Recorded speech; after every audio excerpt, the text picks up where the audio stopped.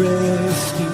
My sin was heavy, but chains break at the weight of your glory. I needed shelter, I was an orphan. Now you call me a citizen. When I was broken, you were my healing. Now your love is the air that I'm breathing. I have a future, my eyes are open, 'cause when you call my name, I ran out of that grave, out of the darkness, into your glorious day. You called my name, and I ran out of that grave,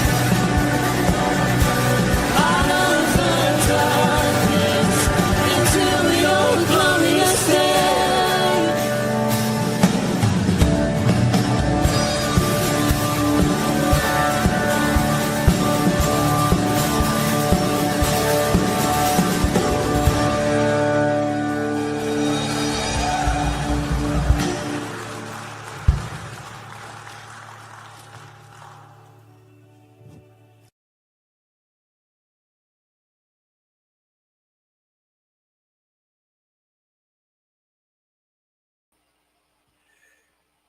Good morning and blessed and happy Monday morning.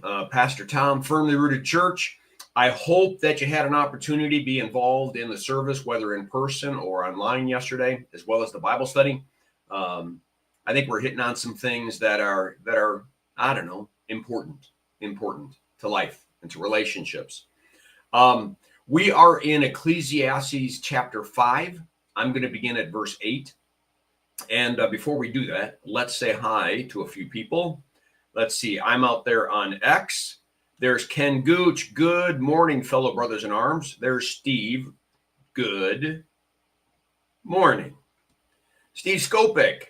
Good morning. Bert Reggiani. Good morning. Well, and quite a few other people are out there. All right. Great to have all of you. Let's hit the verse because we're going to like verse 20. So I want to make sure that we get this devotion in and hit it good. Let's see, add the stage. Let's do that. I think that works well. All right, the vanity of wealth and honor. If you see in a province, and by the way, some of this is going to maybe sound for some of you applicable to life in America today.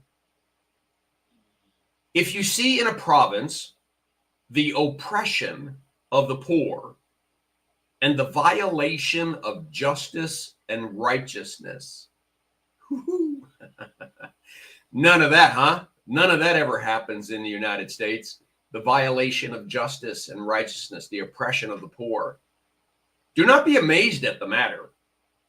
For the high official is watched by a higher, and there are yet higher ones over them. But this is gain for a land in every way, a king committed to cultivate fields. Now, again, he's talking about the kingdom of this world, right? Notice, the high official is watched by a higher, and there are yet higher ones.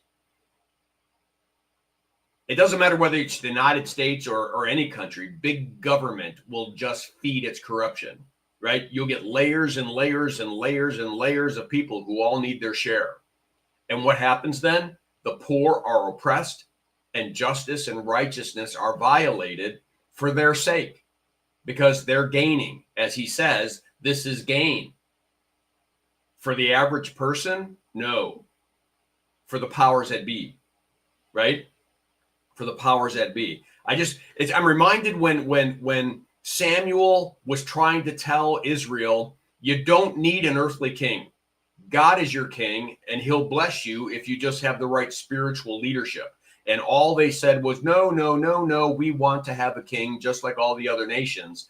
And then like all the other nations, they become oppressed. Verse 10, he who loves money will not be satisfied with money, nor he who loves wealth with his income. This is also vanity, the idea that there's never enough. When goods increase, they increase who eat them. And what advantage has their owner but to see them with his own eyes? Sweet is the sleep of a laborer, whether he eats little or much, but the full stomach of the rich will not let him sleep. When someone begins to push all of their chips on the table in the kingdom of this world, there's one goal: be king of the hill. Get as much as you can. Acquire wealth and power and prestige and all these kinds of things. Make a name for yourself, only to find out that you die like everyone else and you lose and leave all that behind you. Hence, Jesus says, what good is it if someone were to gain the whole world, control of the entire world, but forfeit their soul? Verse 13, there is grievous evil that I have seen under the sun. Riches were kept by their owner to his hurt, and those riches were lost in a bad venture. And he is father of a son, but he has nothing in his hands. 1 minute it's there, 1 minute it's not.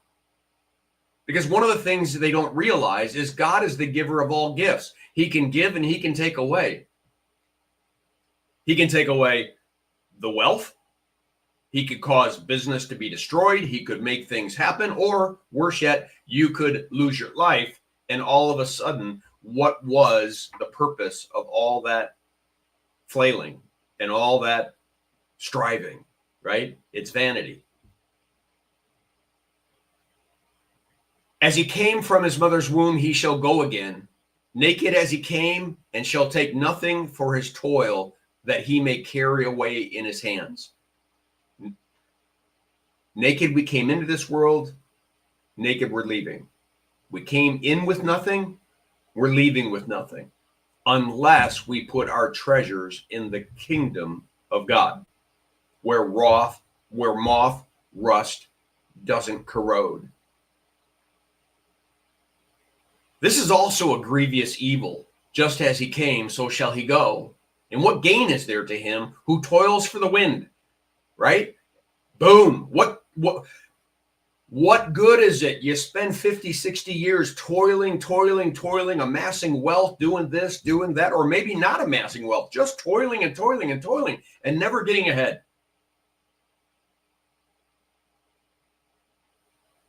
And not realize that there might have been a way in which you could have lived comfortably in all of that, peacefully understanding that God had provided it and that life was good. I don't have to keep flailing. I don't have to keep striving. Verse 17, moreover, all his days he eats in darkness, in much vexation and sickness and anger. He begins to look at the wealthy, of which he was, and says we're not any better off. Matter of fact, we may be worse off. We're vexing and stressing and over all of these things when the laborer is thankful that they had a job, that they were able to bring food to a table, and that they were able to feed their family, and they're at peace.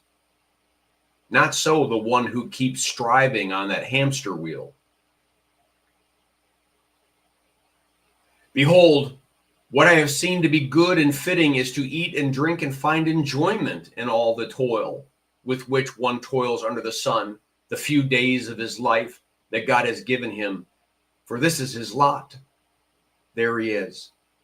What I just said, he's reflecting back and saying, as I look at these laborers, as I look at the average person out there, it seems to be good and fitting that they recognize they don't have to live for the kingdom of this world, but they use the resources of it. They feed their family. They house their families. They eat and drink in enjoyment. They're content.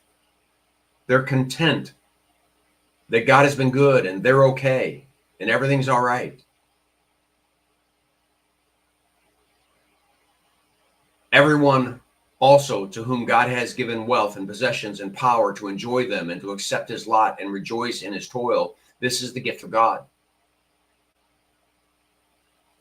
Even if you have more than you need, recognize that it's a gift from God.